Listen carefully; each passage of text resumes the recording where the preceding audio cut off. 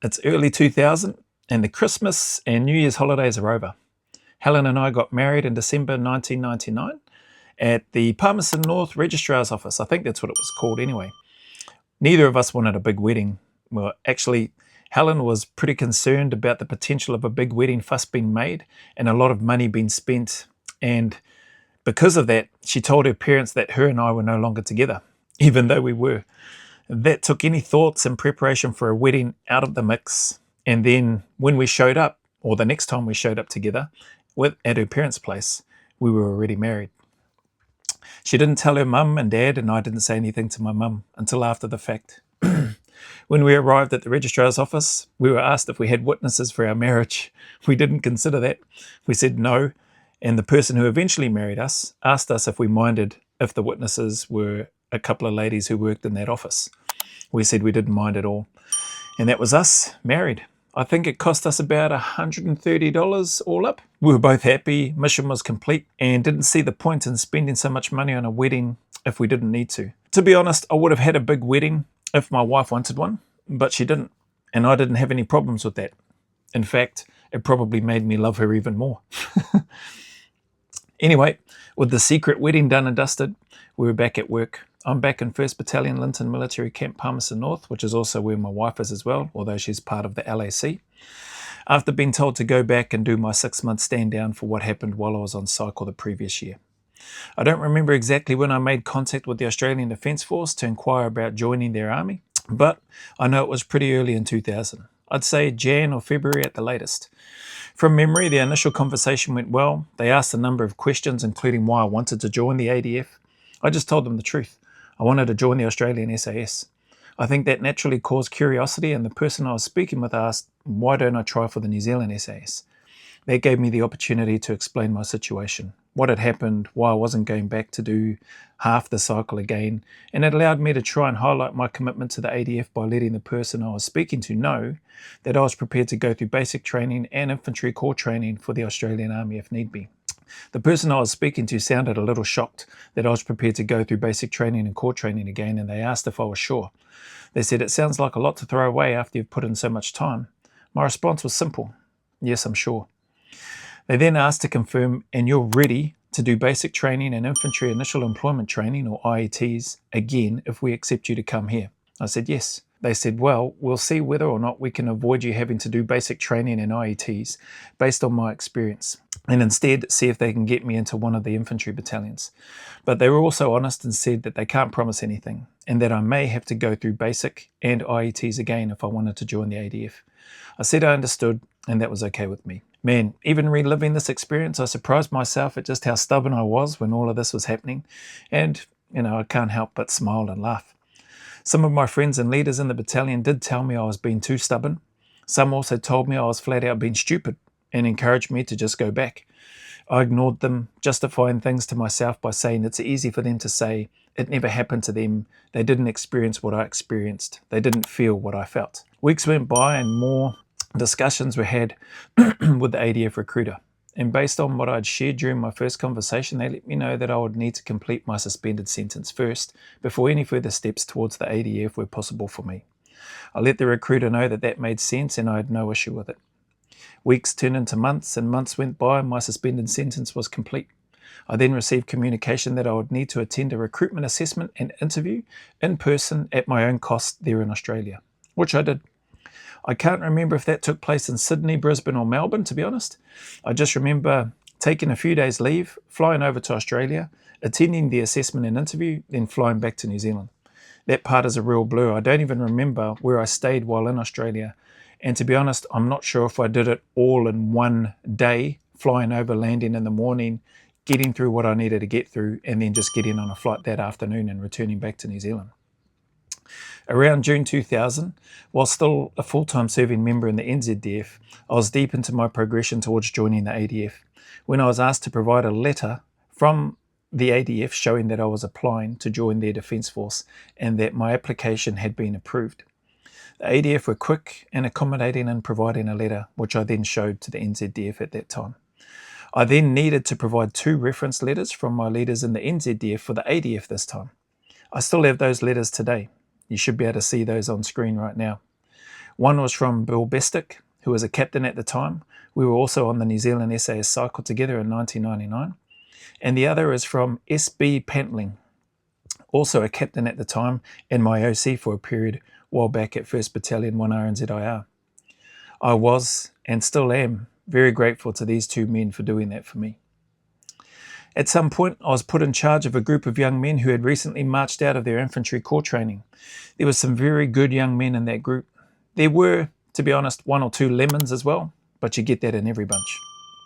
Skipping ahead, and the time for me to discharge from the NZDF arrived, I put my paperwork in prior to that date and took whatever leave I had remaining so I could arrive in Australia on time for my first day.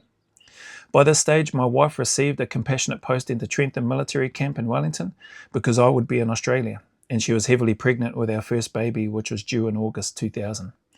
Being posted to Wellington meant that she would have her family, mum and dad, close by for support, while I was away pursuing my dream and setting myself back at least 2 years in the process. My discharge date from the New Zealand Defence Force was the 8th of October 2000, and my start date in the ADF was the 9th of October 2000, the very next day. I left behind my wife and our newborn baby girl, who was almost 2 months old by that time, and began focusing on what I needed to do. Some people have asked, didn't that add extra pressure to you? Moving to another country, leaving your wife and newborn baby behind and putting yourself through the grind once again with no guarantee of success? Don't you feel like you burnt bridges doing that? The answer is yes to all of the above. I felt more pressure. There was no guarantee. I would have to work hard and go through the grind once again. I was asking my wife to make significant sacrifices and to trust me, which she did with strength, love, loyalty, and grace. And yes, I did burn the bridge, which could have potentially provided a pathway for me to go into the New Zealand SAS, had I been willing to accept the altered verbal agreement and understanding I'd been told while still on cycle in 1999, and, to be honest, if I was still able to meet the requirements during cycle if I did go back. For me, that pressure, combined with the knowledge of what my family was willing to do in order to support me, layered with an overwhelming sense of unfinished business, simply drove me more. I thought about all of those things daily, and it made it easy for me to get up every day and put in the work. Anyway, I arrived in Australia. I ended up being sent to a place called Singleton. I think that's in New South Wales, maybe just out of Newcastle there, or thereabouts, where I would spend 2 to 3 weeks with one of the infantry IET or initial employment training courses that was running. That was interesting, being surrounded by 18 and 19-year-olds, and I thought to myself, was I this immature? I was probably worse, to be honest. I remember being called into the NCO's office at one point, and I made the mistake of responding to the sergeant by saying Sarge instead of saying Sergeant in full. He corrected me quickly, and I never made that mistake again. I understood that I was nobody here, and that I haven't earned the right to call him Sarge or the corporal's corp, etc. So I towed the line and worked hard just like everyone else, and time felt like it flew by whilst I was there in Singleton. While there for those few weeks, there was an Australian SASR operator also, who was posted to Singleton, maybe as part of one of the postings or courses that maybe he needed to do or maybe he wanted to do. He was part of the platoon I was with. His name from memory was Corporal Piggott. Really nice guy, very chilled. He came and spoke with me privately a couple of times. The first time was to ask me if I wanted to get on a selection. Without hesitation, I said yes. He said that there was a selection starting in a few weeks and he would see what he could do, but wasn't promising me anything. I was grateful that he even asked. He came and saw me a few days later and said unfortunately it was too late for me to get onto that course that was starting. I thanked him and said no worries anyway. As I reflect on that, I think to myself, it was probably for the best that I didn't get on that one anyway, as I was still acclimatising to the heat and weather there in Australia. And that probably would have caught me up if I had gone on to the selection, Australian SA selection, that early. So everything worked out the way it was supposed to in the end. Little did I know that Corporal Piggott would eventually be one of the directing staff during my selection in Australia. Funny how things turn out and who you meet along the way. But I'll leave that story for when I'm talking about my time on the Australian Special Air Service selection. Skip forward to the end of the 2 to 3 weeks I spent in Singleton, and I was being asked where I would like to go. I had heard about the 4th Royal Australian Regiment, or Commando Unit, 4RAR Commando, and I asked if I could go there, for 2 main reasons. I had heard that they were like a Tier 2 Special Forces unit, so that appealed to me. And the second was because their unit, I had heard, was next to deploy to East Timor. I was fortunate that I was told yes, I could. Then the person I was speaking with said, I suppose you want to go to Recon Platoon as well. My eyes lit up and I said, yes, if that's possible, sir. Again, I was fortunate to be given the nod on that as well. Next thing, I'm travelling to Sydney to Holsworthy Barracks, where 4 RAR and 3 RAR were based at the time. I was accommodated in some transition type barracks, I think it was, which were set up for either 4 to 6 people from memory to stay in each room. But there was only me and eventually one other person. And that person was Horse, the guy you see on the Special Air Service Regiment Bravery and Betrayal documentary. I remember seeing him and thinking to myself, bloody hell, he's a big unit. But he was such a good, down-to-earth human. It was because of him that I first got introduced to a swag, one of those Bushman bedrolls. He was sleeping on that in our barrack room on the floor, instead of on one of the bunk beds. I'll be honest, it looked comfortable but I thought, that's weird. Why don't you just sleep on the beds provided, bro? I thought the barracks and camp looked like something out of the UK's TV series Coronation Street, but it was comfortable. It didn't take long before I met another Kiwi who was in 4 RAR. His name was Ray Hasty, one of the senior operators in Recon Platoon at the time. An awesome guy, and he was quick to be a fantastic host and doing his best to make me feel welcome, introducing me to a bunch of other Recce Platoon guys and 4 RAR guys in general.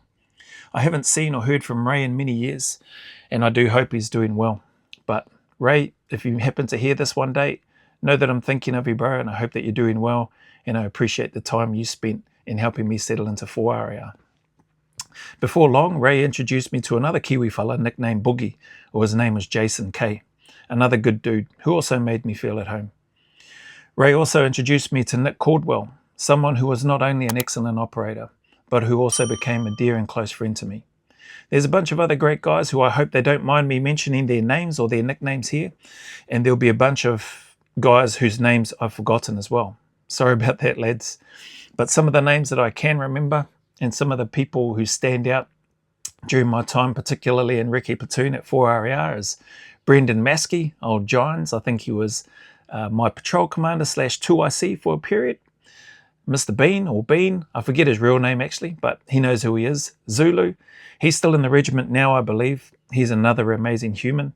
Beetle Bailey, I put him in the same category as Zulu and Nick Caldwell, an amazing human as well. Other guys include Evo, Tez, Mick Parent, he was my patrol commander in Timor, another great guy. Hinchy, I think he had passed the Australian selection, but maybe didn't end up getting badged during the cycle for whatever reason. But Hinchy, another good lad. Rob White, or Whitey, he took me out sea kayaking one time and I got T-boned by a boat while we were out there, but I'll leave that story for another time. Ron Gates, or Evil Ron, I think they called him. Troy Wood, Bram Connolly, Reece Dewar, he was our Recon Platoon sergeant at the time and a very talented guitarist and vocalist in my opinion. Pete Ireland, he was our Recon Platoon commander at the time. We were actually on the same selection and cycled together in Australia and went on to be badged together. Another really good guy, I'm pretty sure he's out now. And a bunch of other great guys whose faces I can see but can't quite remember their names. Sorry guys. I remember being in the mess in Holsworthy Barracks by myself, went and got my food and sat at a table on my own. Then out of nowhere, Nick Caldwell comes up to me and says, hello, and asked me if I would like to come and sit with him and some of the other guys from Recce Platoon at the table that they were eating at. That moment and gesture by Nick to me wasn't and has never been lost on me, even when Nick and I had our differences for a period of time. I accepted, went over and joined them, and he began introducing me to the guys at the table. Some of those who I've mentioned in this story already, and from there we were into work, pre-deployment training, getting ready for our trip to East Timor. It was just business as usual. I think Horse was in or with one of the rifle companies while we were there at 4 RAR at the same time, but I never worked with him while we were there, and our interactions were minimal after our brief stint of being in the transition barracks together, as he was with his team, platoon company, and I was with mine. I remember part of the pre-deployment medical and dental checks, I had an appointment to get my teeth checked out because I still had all of my wisdom teeth. I met with the dentist after they got my scans or x-rays, whatever it was, back, and he told me that my wisdom teeth looked good and that there didn't appear to be any issues. I thought, sweet as. He then asked if I wanted to have them removed, if I wanted to have my wisdom teeth removed prior to deploying to East Timor. I said, well, if they're in good shape and it doesn't look like they're going to cause any issues, I won't worry about having them removed. If it ain't broke, don't try and fix it, sort of thing. And that was the extent of the conversation. There wasn't anything else. I wasn't being encouraged or told that I need to have them removed or anything like that. Anyway, then while we're in a training area as part of our pre-deployment training, somewhere up north, I think towards or in the Queensland area, the RSM or CSM calls out my name in front of the entire group while we were sitting down waiting to get a brief. And he didn't sound very happy. Anyway, I raised my hand and reply, and then he tells me to get over here. I was thinking, what the heck have I done? I just got here, or we've all just got here, and I've just sat down. He then gets stuck into me and angrily asks why I've refused to have my wisdom teeth removed. I had to explain to him what actually happened and that I didn't refuse. It was put to me as an option, and based on the information the dentist provided, I didn't think it was necessary, and the dentist didn't disagree or try to convince me otherwise, and I thought it was all good. I went on to explain that if I have to have them removed before I can deploy, I'll happily have them removed. Anyway, after explaining my side of the situation, he let me know that I would have to have my wisdom teeth removed once this exercise was over. To which I replied, yes, sir. I was pretty filthy at the dentist, though, for making it sound like I refused to have them removed when those conversations never took place.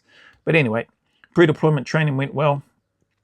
Although it was very hot, it helped with my acclimatization to the weather in Australia and also for Timor, which, in my opinion as well, would also work in my favour for eventually when I would go on the Australian SAS selection course. I went back, had the wisdom teeth removed. That went well. There wasn't really any issues having them removed, but I did suffer an infection back in the back of my throat after that because of the wisdom teeth removal. I had to be sedated for that and knocked out, and they went ahead and removed all 4 in one hit. Anyway, at some point there was a discussion with me about my citizenship status, and I was told that I couldn't deploy unless I was an Australian citizen. At that moment, I thought I wasn't going to be able to deploy because I didn't know how long the wait time would be before something like that could happen. So I tried to look at the positive side and said, well, at least I can train more for selection. That's what I thought anyway. But not long after that conversation, I got another message telling me to be at the Liverpool courthouse, I think it was, on this day at this time for my citizenship ceremony, to be sworn in as an Australian citizen as part of the ceremony that was booked for that time. One of the guys from 4RAR took me there on the evening when it was scheduled. There must have been a little over 100 people who were there for that same thing. Some speeches and instructions were made by those who were running the ceremony. Each person was called up in alphabetical order by our last names.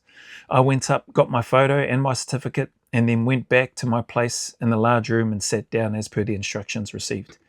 We were told that once everyone had been through, we would then all stand together for the all-important singing of the Australian National Anthem.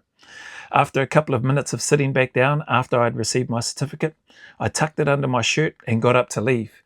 As I got to the door, one of the staff asked where I was going. Thinking quickly, I said, I'm just going to the bathroom. He said, oh, okay, come back as soon as you're done, as we have the national anthem to sing before everyone can leave. I nodded and said, yep, no worries, and then went out the door, and as soon as he wasn't looking, I took off straight out the arrivals door and ran to the car where my mate who had brought me was still waiting. I explained to him what had happened and said, let's go. He then started laughing. I'm surprised he didn't say, nah, get out and get back in there and don't come back until it's all over properly. But he didn't. We headed off back to the barracks and I had my citizenship certificate in hand. Looking back, that was poor form on my part. I understand that now. But at the time, I personally just saw it as a box-ticking exercise to allow me to go and serve overseas with the ADF. Being a little older and hopefully a little wiser now, I personally understand and acknowledge that it is much more important than that. And I am grateful to have dual citizenship for both New Zealand and Australia.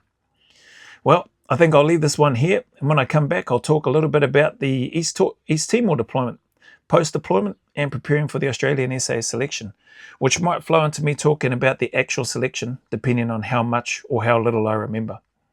Anyway, thanks for sticking around, having a listen, and hopefully a bit of a laugh at me in the process. That being said, the message is always the same. Regardless of any challenges, difficulties, trials, hardships that you may be going through, just keep turning up, Keep staying in the fight. Put one foot in front of the other. Take one day at a time. Be kinder to yourself. Know that it's okay to not be okay. Know that it's okay to ask for help if you need to. And know that things can do and will get better if you want them to. The sun will shine again. There is a light at the end of that tunnel. And those better days are closer than you think. So just stick at it. As always, go always a little further. Remember, who dares wins and who cares wins. And until the next video, there is a big mana wave coming from me to you, filled with my aroha, respect, appreciation and gratitude for you all.